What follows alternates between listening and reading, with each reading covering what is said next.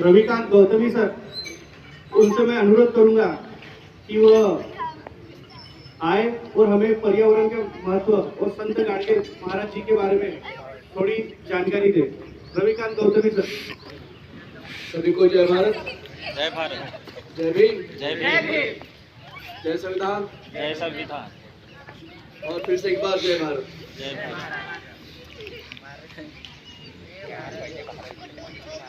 ये जो कार्यक्रम यहाँ पे हमारे महानुभाव, हमारे आदरणीय और जो हम सभी के लिए अनुकरणीय हैं, ऐसे संत गाडगे बाबा जी की हम जयंती यहाँ पे मना रहे हैं। और इसका जो आयोजन पर्यावरण नीति मूल्य की संस्था ने जो किया है, इस कार्यक्रम में उपस्थित आदरणीय हमारे मैत्री के साथी ब्रह्मचारी दर्शन जी, यहाँ पे उपस्थित अभय राजा जी, ओंकार भाई, सारे और पर्यावरण नीति मूल्य के सारे पूरी सभी के नाम घबराने के सारे लोग हैं। तो ऐसा लगता है कि किन किन के नाम ले तो पर्यावरण नीति मूल्य के सारे साथी ऐसा कहते हैं। इसके साथ आज यहाँ पे बहुत बड़ी भारी संख्या में उपस्थित आप सभी वॉलंटियर्स और इस पूरे परिसर को पिछले विगत सालों से एक हरा करने के लिए जो सहयोग पूरे आसपास के साथियों ने, फैमिली ने जो दिया, उन सभी को मेरा नमन है, सभी को मेरा जय भारत है, नमस्ते है। साथियों,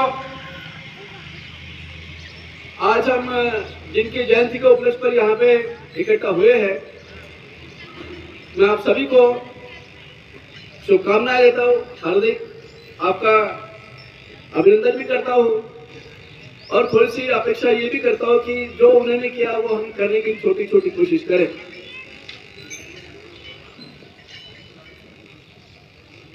अभी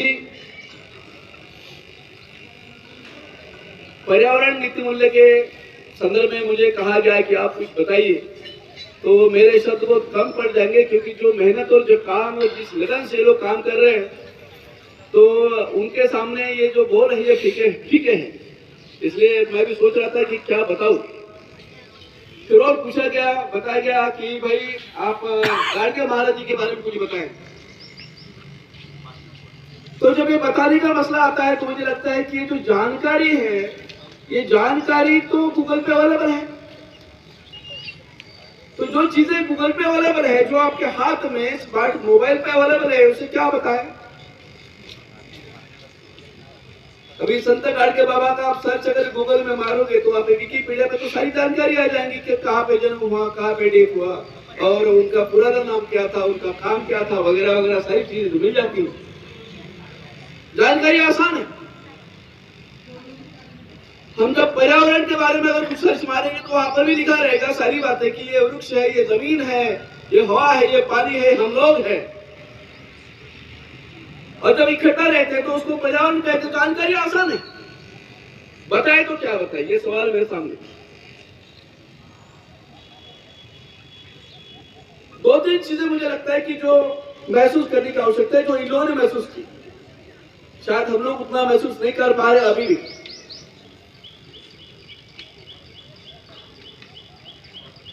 पिछले 2-3 साल पहले, अभी 1 साल पहले पूरे देश में कोरोना की लहर आई, पूरे वर्ल्ड में कोरोना की लहर आई।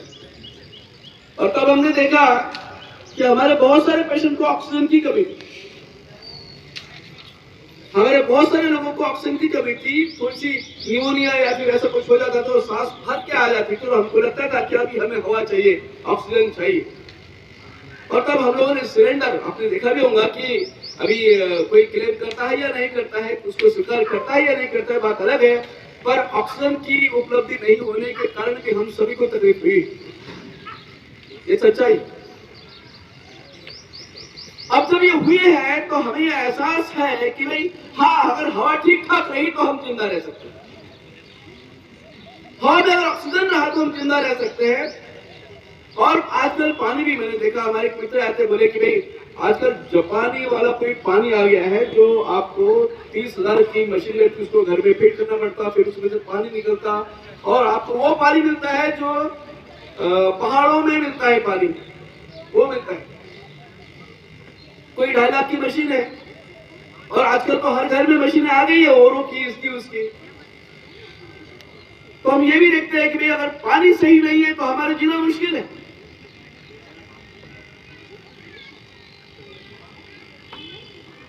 ये जो बातें हैं, ये बातें मुझे लगता है हम सब लोगों ने समझने की आवश्यकता है, जो इन्होंने ऑलरेडी पहले से समझ रखी है। हम लोग जो सारे जो लोग हैं, हम जो मानव प्राणी हैं, हम मानव प्राणी और इस संसार के सारे प्राणी और ये पेड़ पौधे, जमीन, हवा, पानी, सारे एक दूसरे से संबंधित है, सारे के सारे एक दूसरे से संबंधित है, सारे के सारे एक दूसरे पर परस्पर पूरक। ये नहीं तो हम नहीं, और हम नहीं तो ये नहीं। धरती है इसलिए ये हमें पेड़ पौधे दिखते हैं, ये दोनों हैं इसलिए सारे प्राणी हैं, और ये तीनों हैं इसलिए हम भी हैं। और हम समझते हैं कि जो मानव जात होती है ये सबसे बड़ी, मतलब उसके अंदर में एक अलग गुण होता है, वो होता है विचार करने का, कल्पनाशीलता का गुण होता है, सोचने का गुण होता है, और कर्म की स्वतंत्र है, वो खुद कुछ कर सकता है, बाकी खुद कुछ नहीं कर सकते। ना धरती खुद अपने आप में कुछ कर सकती है, ना पेड़ अपने आप में कुछ कर सकते हैं, उनकी व्यवस्था बनी हुई है। और जो प्राणी हैं वो भी अपने आप में कुछ कर सकते हैं, ऐसा नहीं है, उनकी भी व्यवस्था बनी हुई है। हम जो लोग हैं, आदमी जो लोग हैं, कुछ कर सकते हैं, और जब करते हैं, सही करते तो सही होता है, और गलत करते तो हमने देखा है कि आज हम किस हालत में पहुंच गए। मैं नागपुर में 25-30 साल पहले आया करता था सर, तब यहाँ का टेम्परेचर गर्मियों में भी 44, 45 के आसपास हुआ करता था, आज 47 जा रहा है।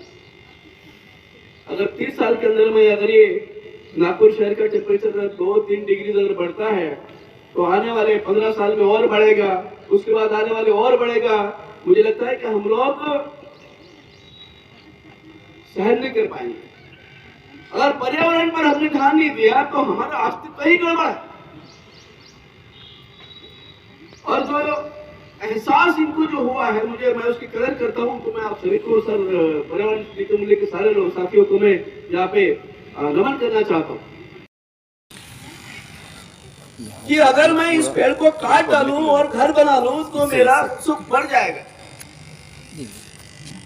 ये जो जंगल है, जंगल के बीच में से अगर मुझे जाना है तो मैं सारे हजारों पेड़ काट डालूं तो मैं सुखी हो जाऊंगा। ये जो जमीन के अंदर पानी है, आजकल बोरवेल का ट्रेंड आ गया है। अगर बोरवेल से पानी निकालूं और मुझे वो पानी मिल जाएगा तो मुझे सुख मिल जाएगा। मुझे लगता है हमारी जो सुख की धारणा है इसको हमें बदलना पड़ेगा, नहीं तो हम अपनी मौत के खुद भविष्य का लिखने वाले लोग रहेंगे। इसलिए हम सब लोगों ने ये तय करना चाहिए, कहने की थोड़ा सा जिसको हम लोग बोलेंगे इंट्रोस्पेक्शन वो करना चाहिए कि हम जो भी अपने सुख की धारणा को जो जहाँ पे सजो रखे हैं सुविधा के लिए, इसको हमने कटोना चाहिए नहीं। क्या जीवन जी रख लो, क्या यही जिंदगी हमारी की उसको लूटे, इसको मारे, इसको काटे और खुद को सुखी पाए? क्या ऐसे से हम हो सकते हैं सुखी? कहाँ है मैत्री भावना, कहाँ है करुणा भावना? मुझे लगता है ये एहसास आप सब लोगों में होना चाहिए। आज के दिन अगर गाड़ी बाबा से हमें कुछ सीखना है तो वो बड़ी अच्छी बात कहते हैं, कीर्तनों में कहते हैं। और कीर्तनों की बात अगर मैं यहाँ पे कहूँ तो बहुत सारे लोग जल उठेंगे कि ये मेरे लिए बना है और उसके लिए बना है, विरोध की बात आ जाती है। क्या सीखे उनसे हम कि जो चीज हमें पसंद नहीं है वो दूसरों के घर में डाले, कचरा अपने घर का। तो कचरा उड़ने हमने साफ किया। कचरा साफ करने का मतलब ये है कि अपने अंदर में जो गंदगी है उसको निकाले। अपने अंदर में हमने सुख और सुविधा के बारे में जो हमारी गलत संकल्पना बना ली है कि अगर हम इसको मारेंगे, काटेंगे, लूटेंगे तो हम सुखी हो जाएंगे, इसको निकाले। हम सीखे ये इसको निकालना कैसा। बहुत अच्छा लगा। आपकी बातों से मुझे एक चीज याद आई कि मंगल पर पानी ढूंढ रहे हैं और धरती के पानी को प्रदूषित कर रहे हैं। मंगल पर पानी ढूंढ रहे हैं और धरती के पानी को प्रदूषित कर रहे हैं। जीवन में मंगल नहीं है, जीवन में मंगल नहीं है, फिर भी मंगल पर जीवन ढूंढ रहे हैं। Thank you.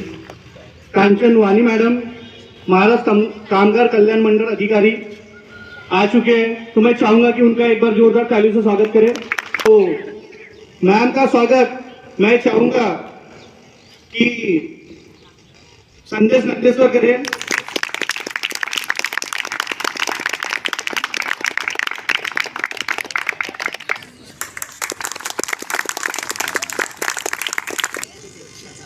सर्वांना मैत्रीपूर्ण जय भीम, नमो बुद्धाय। आज या ठिकाणी येऊन मला मोठा आनंद होतो। काही वर्षांपासून मी ही सर्व तरुण मुलं आणि मुली ज्या आहेत त्यांना ओळखत आहे आणि पर्यावरण नीतिमूल्य ही जी सर्व टीम आहे यांचं जे काम आहे खरोखरच वाखाणण्यासारखं आहे। ते काम त्यांनी सुरू केलं। नागपूरमधली जी काय वेगवेगळी जी काय विहार आहेत जिथं जिथं त्यांना रिकाम्या जागा भेटतील त्या ठिकाणी त्यांनी झाडं लावलेली आहेत। झाडं लावणं हे तसं सोपं काम आहे, परंतु पर्यावरण नीतिमूल्य टीम ही केवळ झाडं लावूनच थांबत नाहीये, तर त्या झाडांची ते जोपासना करतात। आणि मी पाहिलंय भर उन्हाळ्यामध्ये देखील त्यांनी झाडं लावलेली जगवण्याचं काम केलेलं आहे। भेटतील त्या ठिकाणी त्यांनी झाडं लावलेली आहेत। झाडं लावणं हे तसं सोपं काम आहे, परंतु पर्यावरण नीतिमूल्य टीम ही केवळ झाडं लावूनच थांबत नाहीये, तर त्या झाडांची ते जोपासना करतात। आणि मी पाहिलंय भर उन्हाळ्यामध्ये देखील त्यांनी झाडं लावलेली जगवण्याचं काम केलेलं आहे।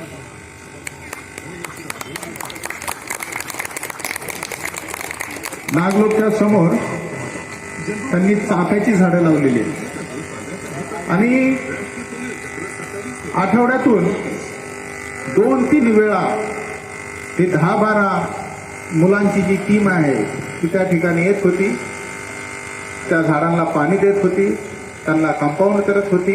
आणि हे केवळ तिथंच घडत नव्हतं, तर हा देखील परिसर जो आहे तो त्यांनी स्वच्छ केलेला आहे। इथे देखील त्यांनी झाडं लावलेली आहेत। वेगवेगळी जी काय नागपूरमधली बुद्ध विहार आहेत त्या ठिकाणी देखील ते गेलेले आहेत। इतकंच नव्हे तर नागपूरच्या बाहेर देखील ते गेलेले आहेत। त्यामुळे ह्यांचं जे काम आहे हे वाखाणण्यासारखं आहे। 3 वर्षापूर्वी आम्ही असंच बसलो होतो आणि बहुजनांचे जे आपले नायक आहेत, परमपूज्य डॉक्टर बाबासाहेब आंबेडकर आहेत, भगवान बुद्ध आहेत, सम्राट अशोक आहेत, शाहू महाराज आहेत, गाडगे बाबा आहेत, जयंत्या आपण मोठ्या प्रमाणात साजऱ्या केल्या पाहिजेत। आणि यांची जे विचार आहे, त्यांचं जे जीवन आहे, त्यांचं जे कार्य आहे ते अधिकाधिक लोकांपर्यंत पोहोचवलं पाहिजे, असा हा विचार पुढे आला। आणि हा जो विचार आहे हा विचार पर्यावरण नीती मूल्य याची जी काही तरुण मुलं मुली आहेत त्यांनी तो कृतीत आणला आणि ते आपण प्रत्यक्षात या ठिकाणी आपण अनुभवत आहोत। तर गाडगे बाबांचं जर जीवन जर पाहिलं तर ते भरपूर शिकण्यासारखं आहे। गाडगे बाबा हे स्वतः असं एक चालतं बोलतं असं विद्यापीठ, आता त्यांच्या नावाने अमरावती या ठिकाणी विद्यापीठ आहे परंतु ते स्वतःच एक चालतं बोलतं विद्यापीठ होतं. त्यांचं जे राहणं होतं ते साधेपणाचं होतं, परंतु त्यांची जी काही शिक्षा होती ही जी मनुष्य जात जी आहे तिला दुःख मुक्त करण्यात त्यांनी धम्माचा प्रचार आणि प्रसार केला. गाडगे महाराजांचं जीवन देखील असंच होतं. वेगवेगळ्या ठिकाणी ते जात होते आणि जाऊन पूर्ण दिवस ते सफाई करायचे आणि सायंकाळी ते कीर्तन करायचे. लोकांनी त्यांना जे काही दान धर्म दिला होता, जे दान केलं होतं, त्यातून त्यांनी धर्मशाळा बांधल्या. असं म्हणतात की गाडगे बाबांनी 63 धर्मशाळा काढल्या, दवाखाने काढले आणि गाडगे महाराज हे बाबासाहेबांच्या सानिध्यात आले. बाबासाहेबांचा देखील त्यांच्यावर फार प्रभाव होता. असं म्हणतात की मुंबईमध्ये एकदा बाबासाहेब भाषण देत होते आणि समोर गाडगे महाराज आले. बाबांनी महाराजांना स्टेजवर बोलवलं. गाडगे बाबांनी नकार दिला. गाडगे बाबांनी स्टेजवर जाण्यासाठी नकार दिला आणि गाडगे महाराज म्हणाले की तुमच्यासारखा मोठा माणूस स्टेजवर असताना त्या स्टेजवर मी येऊ शकत नाही. अशा काळामध्ये असं म्हटलं जातं की सगळ्या स्टेजवर भरपूर लोक होते, परंतु गाडगे बाबांचं हे वाक्य ऐकल्यानंतर सर्व स्टेज जो आहे तो खाली झाला आणि केवळ बाबासाहेब त्या स्टेजवर होते. असं हे महान व्यक्तिमत्व होतं. गाडगे बाबा हे एक महान असं व्यक्तिमत्व होतं. त्यांनी सामाजिक काम तर केलंच, परंतु एक जी गोष्ट आहे ती आपल्याला दिसून येते की त्या काळामध्ये देखील गाडगे बाबांचा जो काही दृष्टिकोन होता, हा दृष्टिकोन विज्ञानवादी होता. त्यांनी जे काय रूढी परंपरा ज्या होत्या, ज्या वाईट चालीरीती होत्या, त्यांच्यावर घणाघाती प्रहार केले आणि जनजागृती केली. तसं जनजागृतीचं काम गाडगे बाबांनी केलेलं आहे आणि त्यामुळं ते आपले आदर्श आहेत. ते आपले आदर्श आहेत. असं म्हटलं जातं की गाडगे बाबांच्या मुलाचं निधन झालं तेव्हा गाडगे बाबा रडले नाही. तर ते म्हटले की लोक या जीवनामध्ये येतात आणि निघून जातात. स्वतःचा मुलगा वारला तर गाडगे बाबांना त्याचं दुःख झालं नाही, परंतु जेव्हा बाबासाहेब निघून गेले तेव्हा गाडगे महाराजांना फार दुःख झालं. गाडगे बाबा ढसाढसा रडले. इतकंच नव्हे तर बाबासाहेब गेल्यानंतर 14 दिवस काही दिवसातच 14 गाडगे बाबा देखील निघून गेले. म्हणजे बाबासाहेबांचं महापरिनिर्वाण 6 डिसेंबरला झालं आणि गाडगे बाबांचं 20 डिसेंबरला. म्हणजे केवळ 14 दिवसांमध्ये गाडगे बाबा देखील निघून गेले. इतकं त्यांना दुःख झालं होतं. तर असे हे गाडगे बाबा जे आहेत ते आपले आदर्श आहेत. त्यांनी सुद्धा आदर्श टाकला आपल्या समोर ठेवला. जसं मी म्हटलं की त्यांनी जवळजवळ 63 धर्मशाळा काढल्या. त्यांनी स्वतःसाठी झोपडी देखील बांधली. असा त्यांचा त्याग होता. अशा या गाडगे बाबांची जी जयंती आहे ती आपण या ठिकाणी साजरी करत आहोत. तर त्यांनी जे काय आपल्या समाजासाठी केलं, जे जनजागृतीचं काम केलं आणि जनजागृती घडवून आणली, हेच काम पर्यावरण नीती मूल्य हे देखील करत आहे. आणि आपण हे असं काम जे आहे असंच करत पुढे जाऊया आणि आपण हे काम जे आहे हे करत राहू अशी मी आशा व्यक्त करतो. इथेच थांबतो. हमको बस चाय बिस्किट करवा देते हैं, ब्रेकफास्ट करा देते हैं और छोड़ देते हैं. बट उन लोगों को हम बच्चों को समझाना भी चाहते हैं कि इन्वायरमेंट कितना इम्पोर्टेंट है. और जनरली आपको बहुत अच्छे से पता है कि एक प्लांट्स को जब हम लगाते हैं और उसको पाल पोस के बड़ा करने में बहुत समय जाता है, तो उसी तरीके से हम यही सभी लोगों को संदेश देने की कोशिश करते हैं कि सभी के घर में एक पेड़ तो होना ही चाहिए और जितने फैमिली मेंबर्स है उनके नाम से एक प्लांट्स होना चाहिए। जिस तरीके आपके बच्चे होते हैं उस तरीके से एक प्लांट्स को जब अडॉप्ट करते हो और उसको बड़ा करने का काम करते हो तो वो चीज में ज्यादा डिफरेंस नहीं है देखा जाए तो।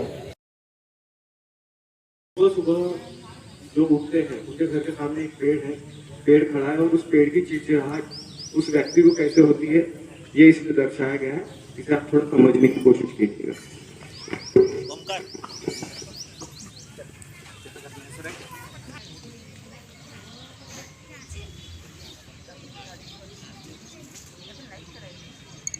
अरे यार, सुबह सुबह घर के आगे फिर कचरा। इस पेड़ से तो तंग आ चुका मैं, आज इसे काट ही डालता हूँ।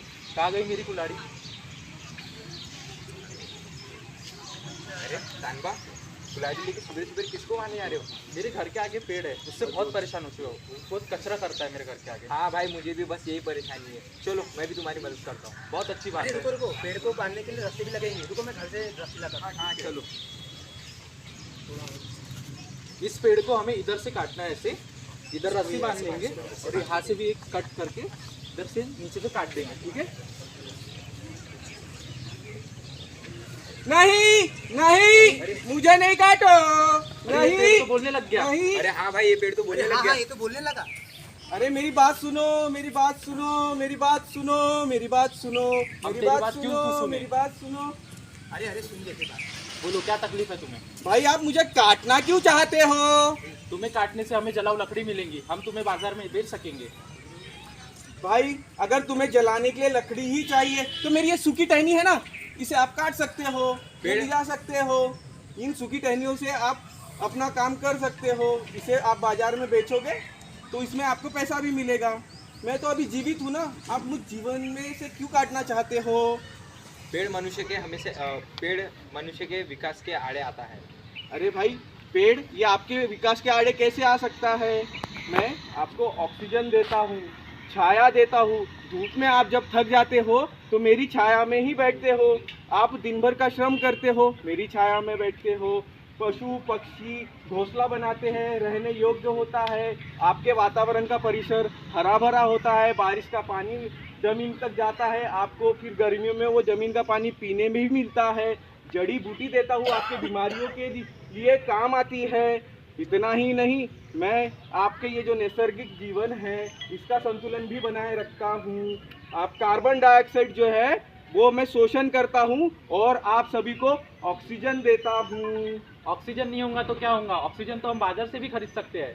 भाई ऑक्सीजन नहीं होगा तो क्या होगा? क्या आपको पता है कि हर साल 70 लाख लोगों की जाने जाती है सिर्फ एयर पॉल्यूशन से।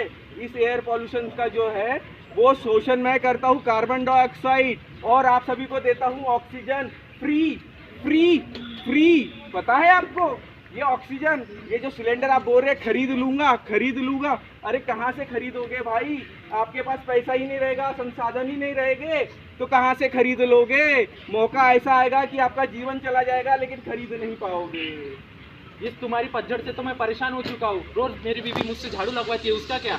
अरे भाई रोज आपकी इधर को गाड़ी आती है ना, गाड़ी वाला आया घर से कचरा निकाल, गाड़ी वाला आया घर से कचरा निकाल, गीला अलग सूखा अलग, गीला अलग सूखा अलग। भाई वो जो कचरा आता है, कचरा नहीं, उससे आप खाद बना सकते हो। प्रशासन आपकी मदद करता है, आप वो कचरा खाद में कन्वर्ट करके उसका यूज कर सकते हो। जानबा वर्षा, अभी इसकी बात सुनने का समय नहीं है, चलो इसको काट डालते हैं। नहीं नहीं नहीं, एक दिन आएगा तुमको ऑक्सीजन की कमी होगी, इस संसार का सब नष्ट हो जाएगा, तुम अपनी मौत अपने साथ ले बुला रहे हो। नहीं नहीं नहीं।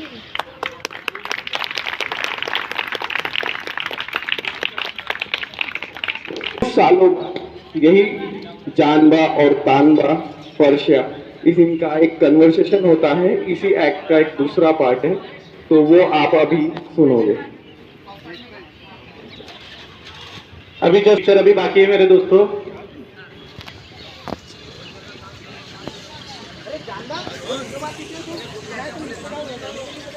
अरे हाँ भाई परसों मैं 1 साल पहले ही गाँव छोड़ के चले गए हो। अरे कैसे क्या? अरे पिछले साल उसे कोरोना हो गया था। कोरोना के चलते उसे खाते में काफी दिक्कत हो रही थी। उसके घर वालों ने उसे हॉस्पिटल में भर्ती कराया।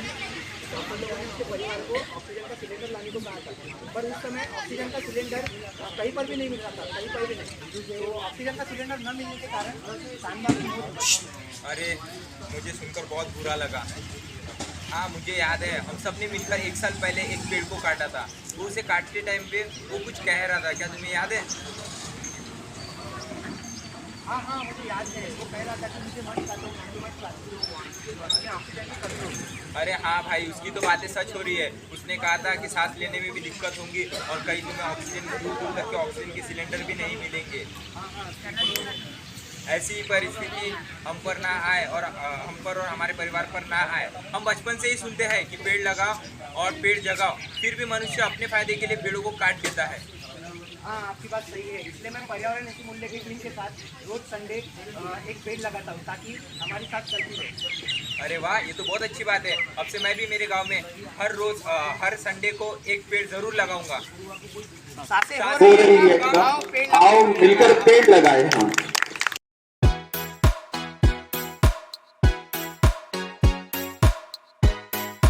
वो पर्यावरण नीति मूल्य संस्था स्पार्टन अकादमी इस सब के तरफ से आज गाडगे महाराज जयंती वो पर्यावरण दिन तो नहीं, पर्यावरण संस्था के तरफ से गाडगे महाराज जयंती मनाई जा रही है। महाराष्ट्र कामगार इंदौरा, ललित कला भवन इंदौरा व स्पार्टन अकादमी, इन सब के वजह से आज पर्यावरण कैसे गौतमी सर ने भी बोले कि अपन सिर्फ केंद्र या स्पार्टन अकादमी के लोग या पर्यावरण नीति मूल्य के संस्था, इन वजह से पर्यावरण संभाला नहीं जाएगा। आपके जो आजू बाजू के सभासद है, आप देखते होंगे, मैं 2009 से इंदौरा में कार्यरत थी। वहाँ तब का इंदौरा केंद्र और अभी का इंदौरा केंद्र में कितना फर्क है। यहाँ के अब हमारे लेडीज सभासद है उषा मैडम और बाकी भी, वो भी देखते होंगे कि पहले का ललित कला भवन इंदौरा और आज का कितना फर्क है। तो वो सब किसके वजह से हुआ है? तो पर्यावरण नीति मूल्य संस्था व स्पार्टन अकादमी के सभी सदस्य के वजह से, और यहाँ पे सभी जो मान्यवर है इनकी वजह से। जो हम लोग मान्यवर बुलाते हैं सिर्फ कुर्सी या उनका गेस्ट या उनका सत्कार करने के लिए नहीं, तो वो आपको जो बातें बताते वो आपके इसमें आ गए। जैसे गौतमी सर ने बताए, जो दूसरे मान्यवर है उन्होंने भी बताया कि पर्यावरण कैसे करना है, आपको झाड़ नहीं काटना है। जब अपन गुच्छे देते हैं तो अपन ही अपने हाथ से अपना पर्यावरण कैसे खराब करते हैं, तो वो करना नहीं है। आप जब भी कोई भी कार्यक्रम करोगे या अपने खुद के इसमें अपने इसमें जो बदलाव होता है, जैसे सिर्फ साफ सफाई, यानी गाडगे महाराज ने ऐसा नहीं बताया कि सिर्फ साफ सफाई करो, कचरा उठाओ, यही स्वच्छता अभियान नहीं है। अपने इसमें अपने व्यक्ति चरित्र में बदलाव लाना अच्छा कैसे लगेगा। जैसे अपन रास्ते से जा रहे, कोई गलत बात हो रही तो उसको अच्छा कैसे करने का, ये स्वच्छता अभियान का एक भाग है। तो मैं ये सोचती हूँ कि यहाँ पे जितने भी सभासद है जो गाडगे महाराज जयंती के निमित्त आप में बदलाव लाओ, अच्छे काम अपने इसमें लाओ, जो हो गया खराब हो गया उसको सुधारो। यही इतना बोल के मैं अपने 2 शब्द समझ। आणि सर्वांचे पूजनीय महाबोधी तथागत गौतम बुद्ध यांच्या चरणी त्रिवादन, तसेच आपल्या लेखणीच्या जोरावर भारताला एवढा सुंदर एक संविधान देणारे आमचे बहुजनाचे नायक परमपूज्य डॉक्टर बाबासाहेब आंबेडकर यांच्या चरणी त्रिवादन करते। आणि आपल्या कीर्तनाच्या जोरावर आणि प्रबोधनाच्या जोरावर समाज सुधारक आणि कीर्तनकार आणि समानतेच्या गोरगरिबांसाठी झटलेले आमचे गाडगे महाराज, गाडगे बाबाजी यांच्या चरणी त्रिवादन करते। तसेच पर्यावरण नीती मूल्य आणि स्पार्टन स्पोर्ट्स क्लब यांच्या सगळे सदस्यांचा मी धन्यवाद देते की त्यांना मला इथे बोलवले। त्यांच्या खूप खूप आभार, धन्यवाद। आणि डायसवर बसलेले, मंचावर बसलेले आमचे गौतमी सर, आमचे वाणी मॅडम आणि आमचे बाकी वरिष्ठ अतिथीगण यांचा मी आभार मानते। तसेच आमचे समोर बसलेले आमचे वामन सर यांच्या मी म्हणजे यांच्या हाताखाली ट्युशन शिकलेलो आहो. खूप फार म्हणजे इंग्लिश शिकवत होते आम्हाला. त्यांच्याही खूप मी आभार मानतो. तसेच आमचे मित्र लहान बाळ मंडळी यांच्याही खूप खूप की आपण आज ह्या ठिकाणी एवढ्या वेळपर्यंत बसलेले आहात तर म्हणजे खूप सहनशक्ती आहे आणि ऐकून घेऊन राहिल्या, सगळ्यांना ऐकून घेऊन राहिल्या. त्याच्यासाठी बी आपला बी खूप खूप आभार ना आपल्यासाठी बी खूप धन्यवाद की आपण इथे ह्या जोशाने आत्ता या बसलेले आहात.